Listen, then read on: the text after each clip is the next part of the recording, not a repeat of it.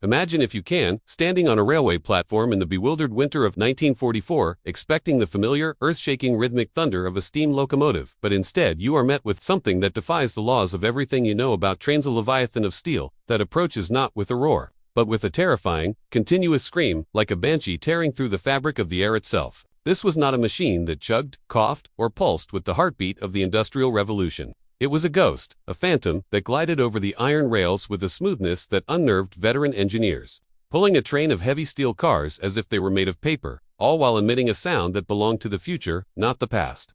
This was the Pennsylvania Railroad's Class S2, number 6200, a machine born out of desperation, arrogance, and pure engineering genius, designed to save the soul of the steam engine in a world that was rapidly turning against it. In the early 1940s, the American railroad industry was standing at the edge of a precipice, staring down into the abyss of a technological revolution that threatened to erase a century of history because the diesel-electric engine had arrived efficient, clean, and reliable, and it was circling the old steam giants like a pack of wolves waiting for a kill. The Pennsylvania Railroad, the self-proclaimed standard railroad of the world, was a company steeped in tradition and coal smoke and empire, built on the back of the steam engine, and they were absolutely terrified of a future where they would be beholden to the oil industry, so they decided to do something radically impossible. They would build a steam locomotive that could beat the diesel at its own game. They didn't just want a better steam engine. They wanted a miracle, a machine that discarded the violent reciprocating pistons that pounded the track and replaced them with the smooth rotary perfection of a steam turbine, the same technology that powered the deadliest battleships of the United States Navy. This decision launched one of the most complex, secretive, and ambitious engineering projects of the 20th century, a project that brought together the brute force of the Baldwin Locomotive Works and the precision genius of Westinghouse to create a Frankenstein monster of a machine that had no business existing on dry land. The atmosphere in the design room was thick with the smoke of cigarettes and the sweat of anxiety, because everyone involved knew that this wasn't just another prototype. It was the last stand of the steam era, a final Hail Mary pass to prove that coal could still rule the rails in the modern age. When the S2 finally rolled out of the erecting shop, it looked like a standard steam engine from the outside, but inside, it was a ticking time bomb of complexity. A machine so advanced that the crews who operated it looked at the controls with a mixture of awe and absolute terror, as it sat there, hissing quietly, waiting for its first run. Nobody knew if it would revolutionize the world or explode in a shower of million-dollar gears. But they all knew one thing. Once this thing started moving, there was no turning back. But before we climb into the cab of this mechanical beast to see what made it tick, I have a small request. If you love uncovering the lost giants of history, please hit that subscribe button and turn on notifications. It helps me keep digging up these incredible stories for you. To truly understand why the S2 was the most complex engine ever built, you have to look past the iron skin and peer into the mechanical heart of the beast, where the Pennsylvania Railroad committed an act of engineering heresy by removing the very soul of the steam train, the cylinders, and replacing them with a device of terrifying precision, the direct-drive steam turbine. In a normal locomotive, steam pushes a piston back and forth, a simple, violent motion that has worked since the days of George Stephenson, but in the S2, superheated steam at 310 pounds per square inch was blasted through thousands of tiny razor-sharp steel blades inside a turbine casing, spinning the central shaft at thousands of revolutions per minute. This was not the brute force of a hammer. This was the precision of a Swiss watchmaker applied to heavy industry, a system where tolerances were measured in fractions of a hair's width, yet it was expected to survive in the gritty, dusty, coal-choked environment of a railroad track. The complexity of the transmission system alone was enough to make a seasoned mechanic weep, because unlike a diesel train that uses electricity to turn the wheels, the S2 used a massive, intricate gearbox to transfer the screaming speed of the turbine down to the wheels. A gear train so heavy and complex that it required a special lubricating oil bath that had to be kept perfectly clean, or the entire system would grind itself to destruction in seconds.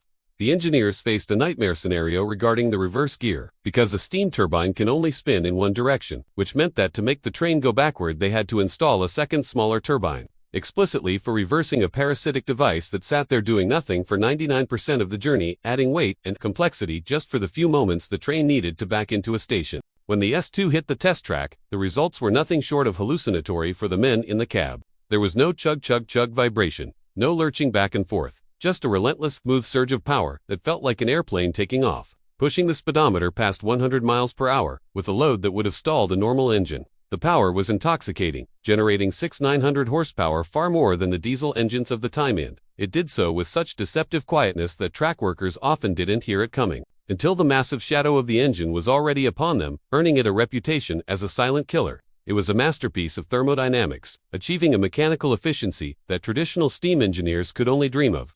capturing 97% of the energy from the steam and turning it into pure, unadulterated speed. However, this complexity came at a terrifying cost because a locomotive is not a ship. It cannot sit in calm waters while a team of engineers fine-tunes its delicate internals. It has to slam over switch points, endure rain and snow, and be operated by men used to hitting things with hammers to fix them. The turbine blades spinning at insane velocities were fragile, susceptible to the slightest impurity in the steam, meaning that if a single bolt vibrated loose or a piece of scale from the boiler broke free, it would be fired like a bullet into the turbine stripping the blades and turning the million-dollar engine into a pile of scrap metal in the blink of an eye. The sheer number of pipes, valves, gauges, and pumps needed to keep the turbine, the gearbox, and the boiler in sync resulted in a cab that looked more like the cockpit of a bomber plane than a train, overwhelming the crew with information and demanding a level of attention that was exhausting to maintain over a long shift. The tragedy of the S2S design began to reveal itself not in the high-speed runs, where it glided like a god, but in the mundane, gritty reality of everyday railroading, where trains have to stop, start, and wait at signals. You see, a steam turbine is a creature of speed. It hates to be slow, and when the S2 was forced to crawl at low speeds or sit idling, the steam simply rushed through the turbine blades without doing much work, consuming massive amounts of coal and water just to keep the fire alive. The complexity that gave it wings at 100 miles per hour became an anchor at 20 miles per hour, and the engineers began to realize, with a sinking feeling in their stomachs, that they had built a racehorse for a job that required a mule. If you're fascinated by this level of mechanical madness, I'm curious, would you have preferred to be the engineer driving this silent beast, or the mechanic tasked with fixing its thousands of gears? Let me know in the comments. The downfall of the Pennsylvania Railroad. S-Class S2 was as swift and brutal as its creation had been ambitious, a tragedy written not in dramatic explosions but in the cold hard ink of accounting ledgers and maintenance reports.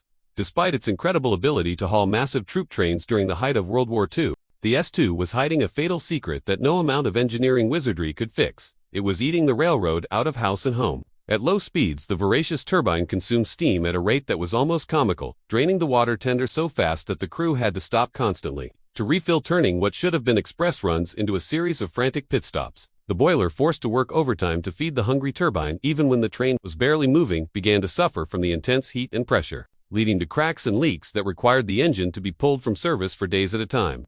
The complexity that had been hailed as the future became a nightmare for the maintenance crews in the roundhouses.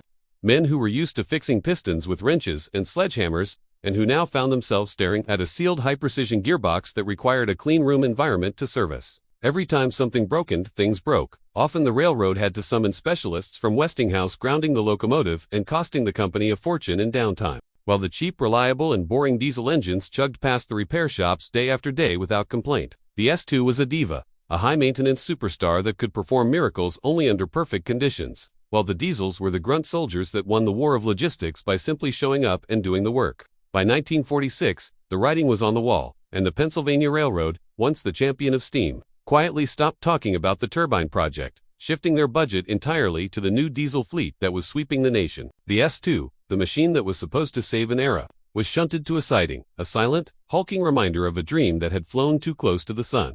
It sat there, rusting under the Pennsylvania sky, its one screaming turbine silent, its complex gears seizing up, stripped of its dignity and ignored by the very people who had birthed it. In 1949, less than 5 years after it had first shocked the world with its futuristic whine, the order came down from corporate headquarters to scrap the S2, number 6200. There was no ceremony, no preservation society to save it, and no museum willing to take on the burden of such a complex failure. It was simply cut apart by torches, its magnificent turbine blades melted down, its massive frame recycled into unglamorous steel beams or razor blades. The most complex locomotive engine ever built vanished from the earth, leaving behind only a few grainy photographs and the memories of the few old engineers who swore that, on a quiet night, they could still hear the ghost of the turbine screaming across the Ohio plains. The story of the S2 is a poignant reminder that in the history of technology, the best engineering doesn't always win. Sometimes, complexity is the enemy, and the simple, ugly solution destroys the beautiful, intricate one. It was a magnificent failure, a breathtaking example of what happens when humans push the limits of what is possible, refusing to accept that the age of fire and steam was over, and fighting the future with every gear, cog and blade they could manufacture. Today, we look back at the S2 not just as a train, but as a monument to the end of an age, a final, defiant scream of the steam engine before it went gently into that good night. Would you like me to uncover the story of the other monster engine the Pennsylvania Railroad built? The one that was so powerful it actually tore the tracks apart? If so, click this video right here, and I'll see you on the next ride.